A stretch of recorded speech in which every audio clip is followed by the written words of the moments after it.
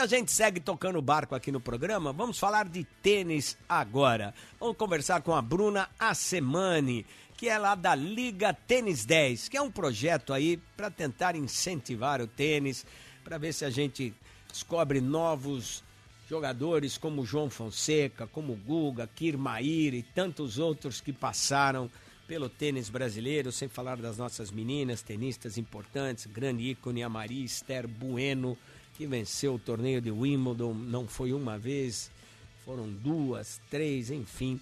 A gente vai falar um pouquinho e desse momento aí que o tênis ressurge com a Bia Haddad Maia e também com o João Fonseca, esse momento aí que quando surgem esses jogadores que fazem a diferença, parece que há um incremento na procura pelas crianças, pelos jovens, para conhecer um pouco mais do tênis. Boa tarde, Bruna, bem-vinda.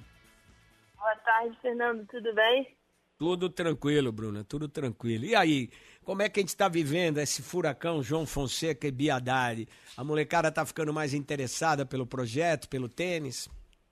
Claro, com certeza. O tênis vem num caminho de ascensão novamente, mais pessoas entendendo, querendo consumir o esporte.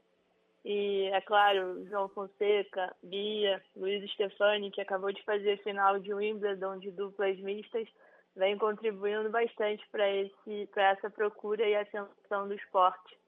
Pois é, eu vejo que a Liga Tênis ela organiza campeonatos, competições para crianças a partir dos 5 anos em várias cidades do país.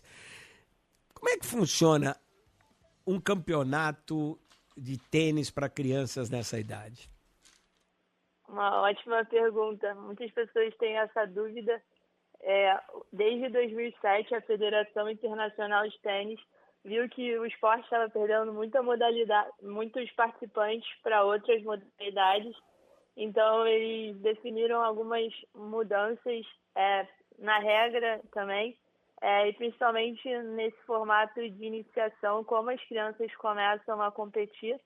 Então, se começa do menor para o maior, fazendo com que as crianças compitam em bolas e quadras de tamanhos reduzidos para que elas consigam jogar, trocar bolas e participar da modalidade de uma forma dinâmica. Bem interessante isso, porque no futebol a gente não costuma ver muito essa adaptação, traçando um paralelo. Então o tênis, para incentivar, porque é uma quadra muito grande, uma quadra de tamanho normal, oficial, para uma criança de 5 anos, ela é um maracanã, né? Para o moleque correr, ir atrás, poder tocar. Então é interessante esse escalonamento para a participação das crianças. Essa foi uma percepção para você manter a fidelidade e a prática e incentivo para as crianças participarem. Mas uma coisa que chama sempre a atenção é que o tênis é tido como um esporte de elite, né? O tênis é um esporte de elite realmente ou isso não existe? Na verdade, esse foi as pessoas acabaram consumindo o esporte, que consomem o esporte, sempre acabam tendo essa percepção. Ele, na verdade, nessa parte de hora-aula, acaba tendo uma hora-aula maior que um pouco do futebol, que você consegue colocar muitas crianças na quadra, e comparado ao tênis, se você colocar 20 crianças numa quadra de tênis, não vai ser tão bom. Mas, ao mesmo tempo, o que a gente vem percebendo e construindo é que muitas pessoas não jogam tênis, mesmo tendo acesso à quadra, por causa desse slogan, vamos dizer, que foi sendo desenvolvido ao longo do tempo. E o que a gente percebe é que quanto mais pessoas, se você tiver muitas pessoas próximas que joguem, as chances do tênis ser um esporte mais convidativo aumenta muito. Então, através da Liga, a gente vem tentando aproximar cada vez mais famílias do esporte. Então, quando o filho começa a jogar tênis, o amigo começa a jogar tênis, os pais querem jogar tênis e isso inicia esse ciclo que mais pessoas acabam explorando e tirando os proveitos positivos do esporte. Uma das coisas que limita ou facilita o acesso das pessoas ao esporte é o custo do material, né? Futebol, você pega uma bola, a molecada vai descalça lá, sempre fazendo a comparação com o futebol, que é o esporte mais popular do país, mas o tênis também se popularizou muito com a participação de vários tenistas que conseguiram destaque, né? Eu queria entender, é muito caro? Quanto custa uma raquete básica para você começar? Tem a bolinha, tem aquele código de etiqueta, por exemplo, lá em Londres, em Wimbledon, você tem que só pode jogar de branco.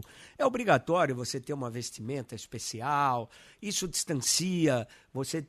Custa caro ter uma raquete? Quantas bolinhas o cara precisa ter para poder treinar? Enfim.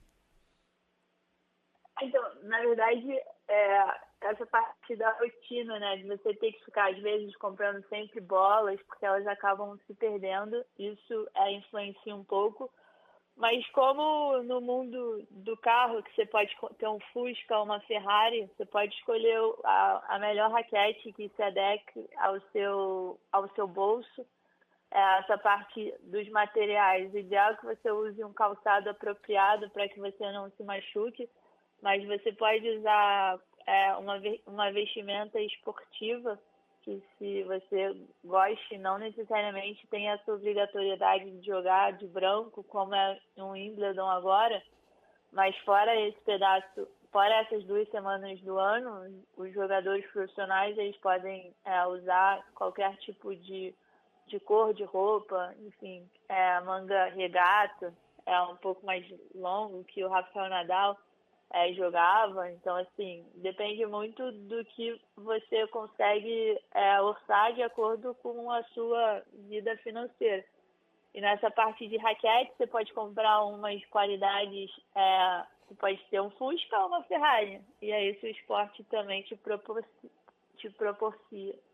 Sem dúvida, mas tá um pai agora ouvindo a tua entrevista. Pô, eu queria que meu filho fosse jogar tênis. Quanto ele vai gastar numa raquete básica?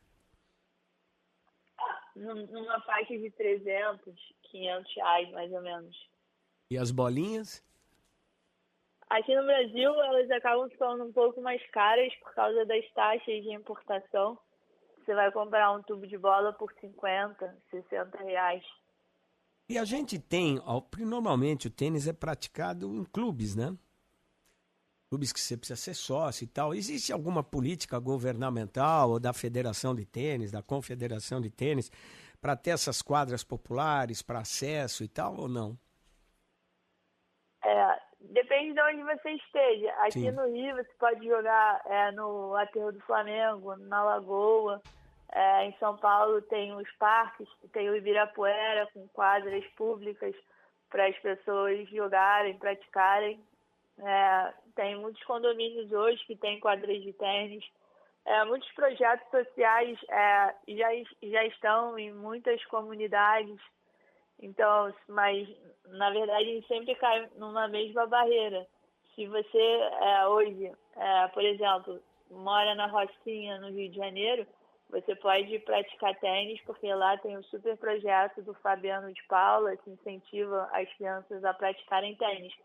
Mas muitas pessoas acabam não tendo esse benefício do projeto porque acham que o esporte é um esporte caro. Então, acaba que nem tenta porque acha que não vai ter condição financeira de se sustentar no esporte, mas tem muitas oportunidades que você encontra essa forma de você poder jogar tênis.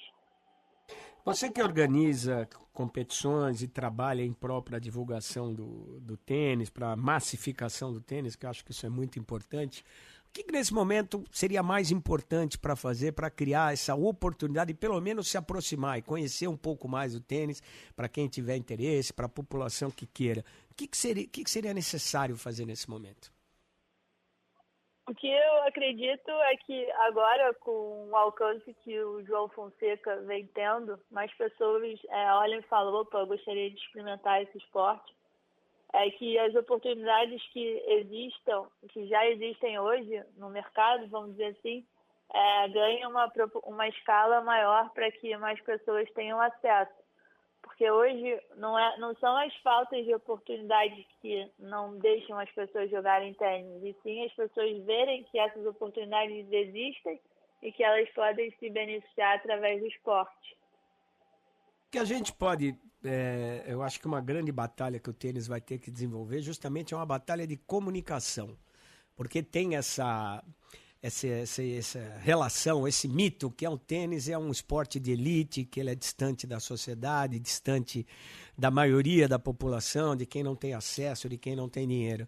Como é que se trabalha, pelo tudo que você está falando, a possibilidade existe, mas como se trabalha criar essa situação de falar, pode chegar, vem para o tênis, que ele não tem essa limitação, ou você mesmo, se você não tiver uma condição financeira privilegiada, você pode participar, você pode conhecer, você pode jogar, não só a nível competitivo, mas também a nível de lazer, de prática esportiva. Na verdade, é o que a gente vem trabalhando, né? Justamente até hoje, num grande veículo como a Band, podendo falar da modalidade, é muito importante, porque mais pessoas conseguem se conectar com a modalidade, que os grandes centros de comunicação também estejam abertos a estar divulgando o que outras pessoas estejam fazendo para que mais pessoas consigam se conectar. E que as pessoas, a gente consiga driblar essa barreira e deixar o tênis cada vez mais acessível para que as pessoas novamente possam experimentar o esporte. Então, acho que é uma combinação das pessoas que estejam fazendo hoje terem acesso a essas grandes comunicações, como a linha Tênis 10 está tendo a vocês, e que a gente consiga divulgar muito mais as ações para que mais pessoas, mais brasileiros consigam ter a oportunidade de praticar esse esporte tão incrível. O tênis é um esporte olímpico, né? E a partir do momento, quando o esporte é olímpico aqui no país, ele tem que contar, ou deveria contar, com o apoio do Comitê Olímpico Brasileiro, porque tem modalidades que não fazem parte da família olímpica e tem mais dificuldade de apoio financeiro, de acesso, de respaldo, de suporte. Como é que é o trabalho do Comitê Olímpico Brasileiro em relação ao suporte ao tênis, por ser um esporte olímpico, ou a gente ainda tem uma distância que ela poderia ser melhor trabalhada, o suporte poderia ser mais efetivo? Eu acredito que hoje o COB tem uma relação direta, a Confederação Brasileira de Tênis tem uma comunicação direta com o COB e eles divulgam e eles organizam dessa forma, ajudando os atletas que estão em alta. Então, tem muitos atletas brasileiros, já profissionais e infantos juvenis, que têm acesso às bolsas e conseguem ter esse benefício para que se desenvolvam nas suas carreiras. Nós estamos conversando com a Bruna Asemeni, que é empreendedora da Liga Tênis 10, que realiza projetos, competições, campeonatos de tênis em várias cidades do país. Quem quiser participar de um torneio organizado por vocês, o que precisa fazer? A gente tem dois caminhos, né? A gente tem o nosso site, que é ligatenis10.com.br, que é só fazer as inscrições. Nosso segundo semestre, a gente organiza 2 torneios aí em São Paulo, 16 e 17, e no final de novembro também. E aí se inscreve pelo site, faz a inscrição. Se a pessoa for de algum projeto social, a gente tem 10% das nossas vagas destinadas a projeto social. Então, entre em contato com a gente para que a gente possa virar a inscrição no site através de um código e que as pessoas possam jogar. Então, a gente tem bastante crianças jogando de vários projetos e hoje já jogam os torneios das suas federações, estão muito desenvolvidas no esporte e, enfim, a gente vem trabalhando dessa forma. Você tem uma ideia do número de participantes, de praticantes de tênis, melhor dizendo, no país? Acredito que está numa faixa de 1 milhão, 2 milhões de brasileiros que jogam tênis. Foi o último estudo que a ITF, de novo, a Federação Internacional de Tênis, fez. E um dos nossos objetivos é aumentar esse número. A gente vem crescendo bastante o número de inscrições desde 2016. Então, a gente está feliz de poder contribuir com a modalidade e o crescimento dela aqui no Brasil. Você tem uma perspectiva de qual seria o número que o tênis poderia alcançar, número de praticantes? Na verdade, acho que todos os brasileiros deveriam ter a oportunidade de jogar tênis. É um esporte muito, é um esporte que ensina muito, que faz com que as pessoas aprendam com seus próprios erros e comemorem também os seus acertos. Então, acho que todo brasileiro deveria ter o direito e a oportunidade de experimentar pelo menos uma vez a modalidade.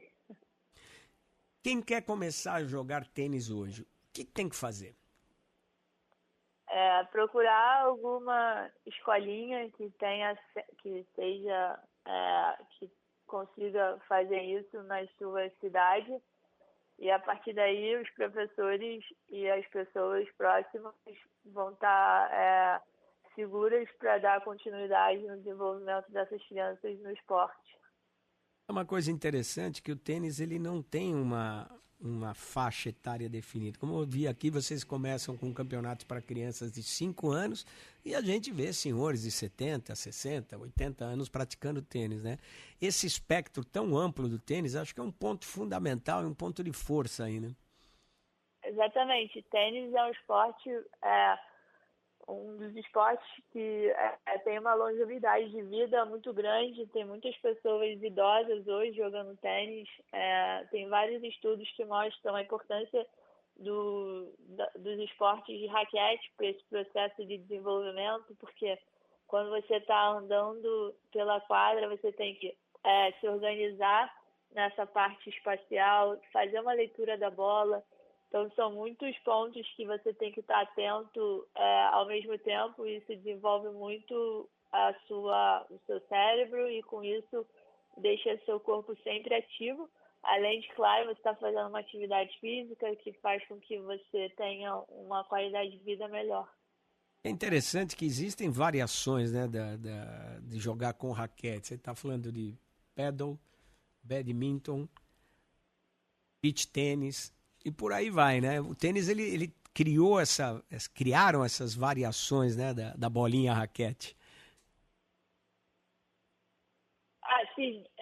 Hoje existem muitos esportes que estão super em exponência de crescimento. Então, lá fora, paddle está crescendo muito. Agora criaram um novo esporte também que se chama pickleball, que também tem um índice de crescimento gigantesco. Pickleball eu não conheço. O que é? É um esporte um pouco menor que uma quadra de tênis, que usa tipo uma bola de acrílico, e aí você tem regras que é como se fosse uma mini quadra de tênis, e que as pessoas jogam ali fazendo um exercício. Ali tem um rally, que são trocas de bola maior, mas não é a bola de tênis, é uma bola de acrílico que faz tac, tac, tac, tac. Então por isso que virou pickleball.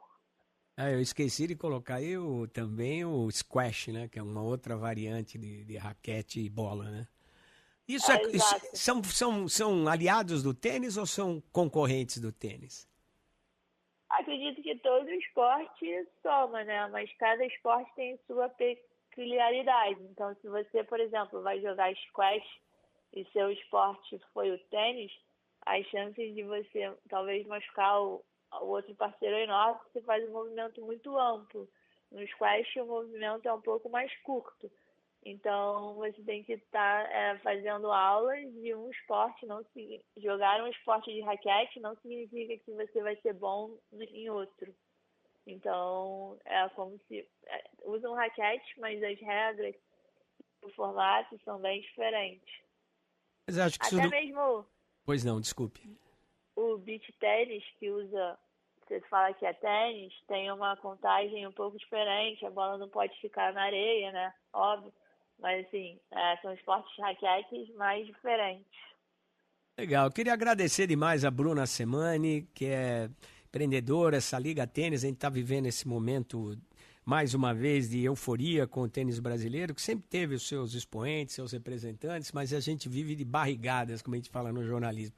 Vê uma época de auge, daqui a pouco some, demora um tempão para surgir um outro jogador de destaque. A gente está vivendo agora com a Luísa Stefani, com a Bia Haddad Maia, e momentos aí importantes. João Fonseca, a gente está vivendo aí fases importantes do tênis. O último, acho que o grande tenista que chamou a atenção foi, sem sombra de dúvida, o Guga, mas a gente tem Meligeni na nossa história, o nosso querido Sareta também, Thomas Koch, Kirmair, enfim, Maria Esther Bueno. É uma história muito grande do tênis brasileiro, e o grande problema é essa falta de continuidade. Tomara que projetos como esse, que comecem a formar garotos, já que nós temos competições para crianças de até 5 anos de idade, espero que em breve, não é milagre, mas em breve, se a gente continuar tendo esse apoio, esse suporte e essa possibilidade de abertura de mais pessoas conhecerem e praticarem o tênis, a gente consiga ter uma continuidade dentro do cenário internacional da disputa do tênis, do cenário profissional. Obrigado, viu, Bruna, pelos seus esclarecimentos, pelo torneio, e acho que vale a pena deixar mais uma vez o recado. Quem se interessou, quem quiser participar de algum torneio, qual o caminho? É só entrar no nosso site, se cadastrar, www.ligatenis10.com.br, ou entrar no nosso Instagram. A gente é bem ativo nas nossas mídias sociais.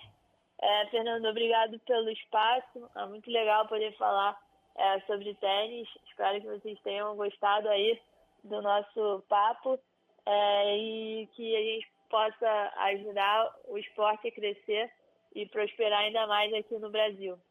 Legal, Bruna, muito obrigado, sucesso aí, com certeza a conversa foi muito boa e abriu aí a possibilidade para muita gente que estava preocupada com a dificuldade, com o custo, com a impossibilidade de se aproximar de uma quadra de tênis, que é possível, existem inúmeras oportunidades, é só procurar e quem sabe aí a porta se abre. Isso é muito importante para qualquer criança, para qualquer adolescente, adulto, enfim, já que o tênis tem essa lacuna tão grande de idades, de 5 a 50, de 5 a 70, para poder participar, e acho que isso é muito legal. Muito obrigado, viu, Bruno? Um grande abraço, sucesso aí no trabalho de vocês. Obrigada, um ótimo sábado a todos. Valeu, simbora. Simbora, isso aí, vamos faturar, simbora aqui no Mundo dos Esportes, a gente volta.